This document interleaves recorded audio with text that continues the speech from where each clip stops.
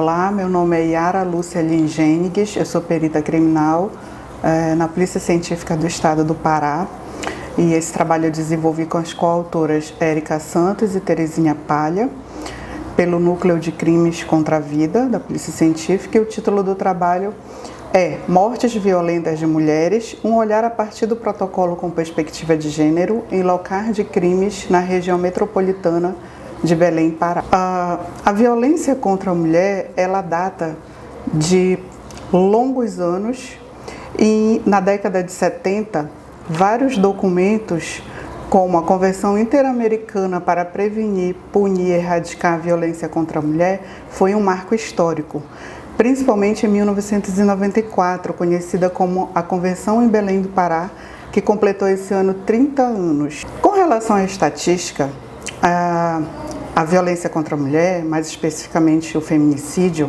ela é um fenômeno global. E o Brasil ocupa, infelizmente, o 5º lugar nessa violência. No tocante ao estado do Pará, foi feito um estudo, que é esse que eu estou apresentando, que no período de janeiro de 2018 a 25 de setembro de 2023, a gente tem uma estatística de 341 casos de feminicídios. Mais especificamente, na região metropolitana de Belém, isso representa 17,88% dos casos nos municípios que o Núcleo de Crimes contra a Vida atende. São dados oficiais do Sistema de Inteligência da Polícia Científica e da Polícia Civil. Bom, como pano de fundo dessa violência, é importante ressaltar que o patriarcado é o sistema social que impulsiona essa desigualdade de gênero e que, portanto, vai surgir a violência contra a mulher. Ou seja, é um sistema social em que o movimento feminista surge na década de 70 no Brasil e que, a partir desse incômodo da sociedade, dos movimentos feministas, que impulsiona as primeiras leis, as convenções, a legislação brasileira, impulsiona muito importante a Maria da Penha, a Lei Maria da Penha. E na linha do tempo nós destacamos várias conquistas das mulheres, como por exemplo, a mulher conquistou o direito de frequentar a escola, as faculdades, de ter partido político feminino. As mulheres conquistaram o poder do voto, o direito do voto, ou seja, direitos civis e políticos. A Lei Maria da Penha em 2006, a Lei do Feminicídio em 2015 e agora uma nova lei, a Lei Autônoma em 2024, a nova Lei do Feminicídio, que é uma lei autônoma. Antes era uma qualificadora, agora é uma lei autônoma.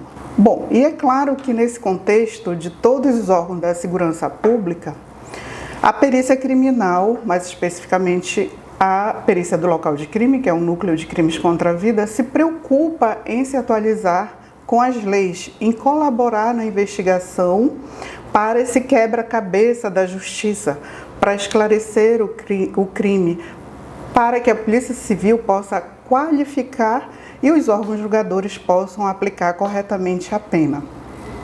O objetivo desse trabalho é descrever quais elementos e vestígios identificadores da cena do crime contribui para caracterizar a morte violenta de gênero, com perspectiva de gênero, obviamente à luz das ciências forenses e das normativas que nós temos. Bom, a metodologia que nós utilizamos foi uma coleta de dados através de uma abordagem qualitativa, um recorte para 4 casos reais atendidos pelo Núcleo de Crimes contra a Vida. Analisamos as variáveis reconhecidas no processamento do local de crime para a caracterização da violência de gênero. Utilizamos como metodologia o material, a obra Manual de Procedimento Operacional Padrão, publicado pelos peritos do Núcleo de Crimes contra a Vida, publicado em 2021, Introdução ao Protocolo Nacional de Investigação de Perícia de Crimes no Feminicídio, também aspectos procedimentais desse protocolo nacional, além do livro, que é a única obra brasileira conhecido como Feminicídio, da doutora Beatriz Figueiredo. Bom, então foram utilizadas estas obras, que foi muito importante para a revisão bibliográfica, já que o trabalho trata-se de uma abordagem qualitativa, com uma revisão bibliográfica. E agora eu vou citar os elementos identificadores da cena do crime. Normalmente são vários elementos, eu vou elencar alguns. A ausência de sinal de arrombamento, que a gente pode interpretar como, se não tem sinal de arrombamento na cena do crime, significa que o agressor é uma pessoa do convívio, que tem a chave, que tem fácil acesso. Então, daí essa interpretação. A cena do crime pode apresentar desalinho não habitual, que significa que houve ali uma discussão, uma luta corporal, portanto, apresenta desalinho. A violência simbólica, através de objetos quebrados de estima dela, que para subjugar, humilhar a vítima, ele quebra, por exemplo, o celular, o computador, rasga a fotografia, dá um contexto de uma interpretação psicológica no material, no objeto encontrado na cena do crime, para o perito que está lendo aquele local.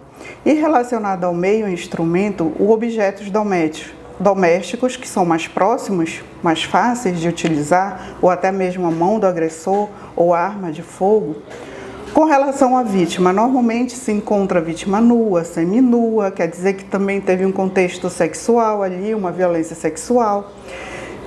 Muitas das vezes não tem lesão de defesa, significa que esta vítima foi pega de surpresa, né, porque subestimou a capacidade do agressor, já que tem um certo grau de intimidade.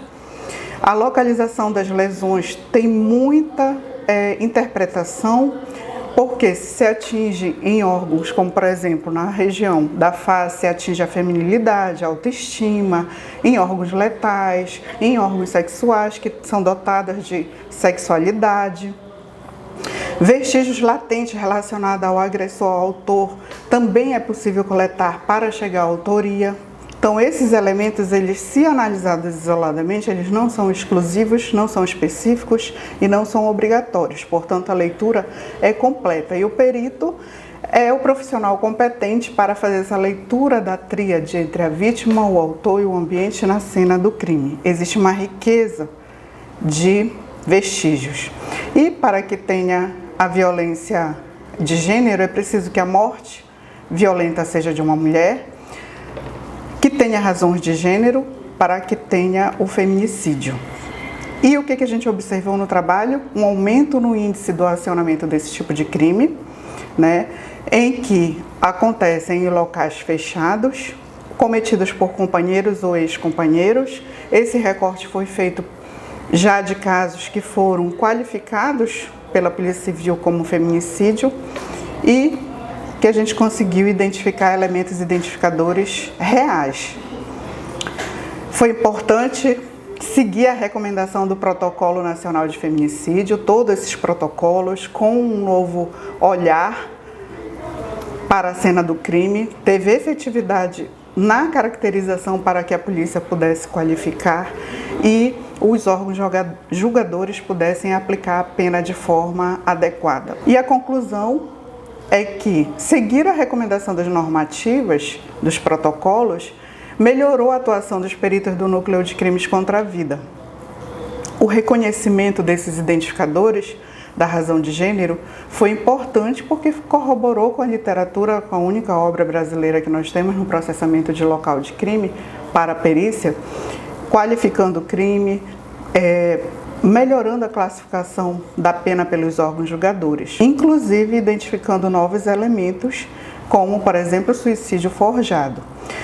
Esse trabalho impulsionou uma mobilização sobre a temática, né? Nós conseguimos publicar em evento científico no Congresso Nacional de Criminalística, onde foi premiado.